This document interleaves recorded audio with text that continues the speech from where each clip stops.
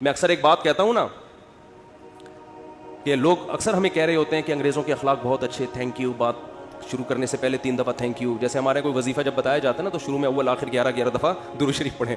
تو انگریز بھی جب کوئی بات کرے گا تھینک یو سے شروع کر کے تھینک یو پہ ختم. اور ہمارے ہاں گالیوں سے شروع کر کے درمیان میں بھی گالی اور آخر میں بھی گالی. اتنا وہ تھینک یو نہیں کہتا جتنی ہمارے ہاں گالیاں ہیں. لوگ مجھے کہتے ہیں مفتی صاحب آپ پھر بھی کہتے ہو مسلمان اچھے ہیں، اتنی گالیاں دے رہے ہیں صبح شام پھر بھی اچھے ہیں، اور انگریز ہر بات میں مسکراتا ہے تھینک یو پھر بھی. میں کہتا ہوں بھائی وہ تھینک یو پہ پیسے خرچ نہیں ہو رہے. ہم جب گھر میں جاتے ہیں تو ہم سے جو گھر والوں کے بیگموں کے مطالبے ہوتے ہیں نا، گورا یہ مطالبے افورڈ بولو نہیں کر سکتا. ہم گھر والوں کو گھر مہیا کرنا کس کی ذمہ داری ہے؟ یہ جو بحریہ ٹاؤن کے پلاٹ کے لیے مچل رہا ہوتا ہے تو بیگم کی وجہ سے ٹینشن میں ہوتا ہے. بیوی نہ ہو تو روڈ پہ بھی زندگی گزر جاتی ہے.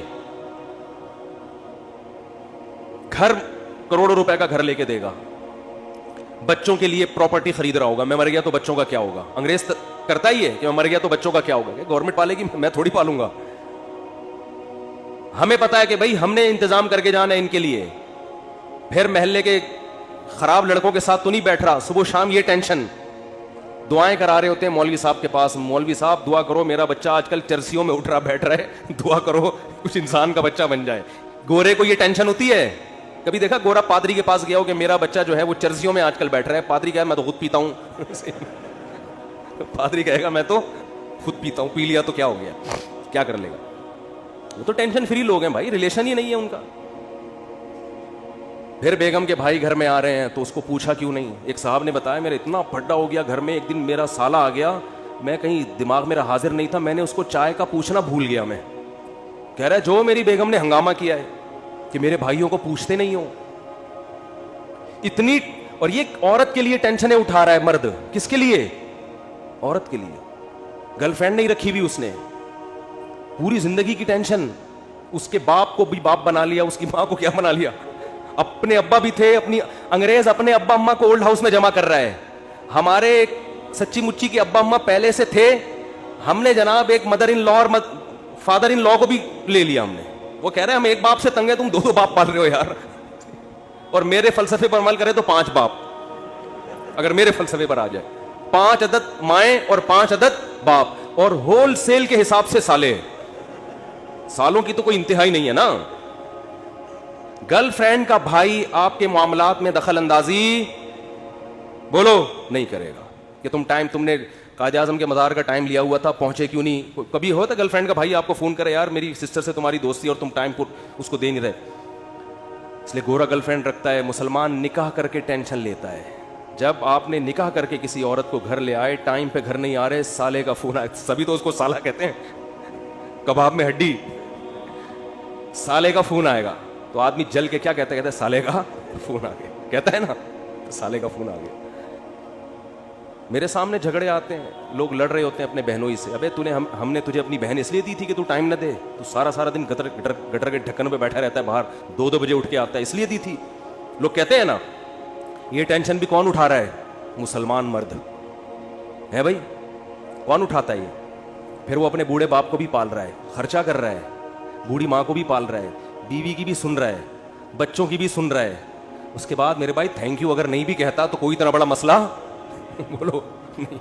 لاکھوں روپے گھر پہ خرچ کر رہا ہوتا ہے وہ، تو گالیاں تو بنتی ہیں نا، دینی نہیں چاہیے. وہ معین اختر صاحب کا پروگرام تھا نا، کئی دفعہ بیان کر چکا ہوں، وہ انور مقصود کے ساتھ. تو انور مقصود نے معین اختر سے پوچھا کہ آپ کے ماموں کیا کرتے ہیں. پہلے معین اختر سے پوچھا کہ کیسا چل رہا ہے. انہوں نے کہا کہ اللہ کا شکر ہے نلکوں میں پانی آ رہا ہے، لوڈ شیڈنگ بھی نہیں ہے، سب سیٹ چل رہا ہے. اس نے کہا پہلے پاکستانی ہے جو اتنے اچھے حالات بتا رہے ہیں، کہاں رہتے ہیں؟ اس نے کہا دبئی میں رہتا ہوں میں. اس نے کہا دبئی میں رہتا ہوں. اس نے پوچھا کہ آپ کے ماموں کیا کرتے ہیں. اس نے کہا گالیاں دیتے ہیں. ماموں کا کام صبح سے شام کیا ہے؟ حالات ایسے ہیں نا، حالات ایسے ہیں کہ ماموں کا کام صبح سے شام سوائے گالیاں دینے کے. انگریز کچھ دن یہاں رہ کے جائے، جیسے معین اختر کے ماموں گالیاں دیتے تھے نا، انگریز انگلش میں ایسی گالیاں دے گا. کچھ دن یہاں رہے تو صحیح، یہ تو ہمارا حوصلہ ہے. تو اس نے کہا گالیاں کیوں دیتے تھے؟ اس نے کہا مالک مکان پانی کے پیسے لینے آ گیا تو ماموں اس کو لے گیا، بولے تو ایک لوٹا بھر کے دکھا. پانی ہے نہیں، پانی کے پیسے لینے آ تو ایک لوٹا بھر کے دکھا. کہہ رہے بیٹھے بیٹھے لائٹ چلی گئی تو ماموں نے بلب کے رشتہ داروں کو گالیاں دینا شروع کر دی. بلب کے رشتہ داروں کو. تو ہم جس ماحول میں رہتے ہیں مسلمان کا بہت بڑا ظرف ہے. وہ ایک عورت کے لیے بڑی قربانیاں دیتا ہے, بڑی اس کو عزت کے ساتھ گھر میں لے کر آتا ہے. اس کے بچوں کی کفالت, اس کے باپ کو عزت دینا, اس کے بھائیوں کو عزت دینا, اس کی ماں کو عزت دینا.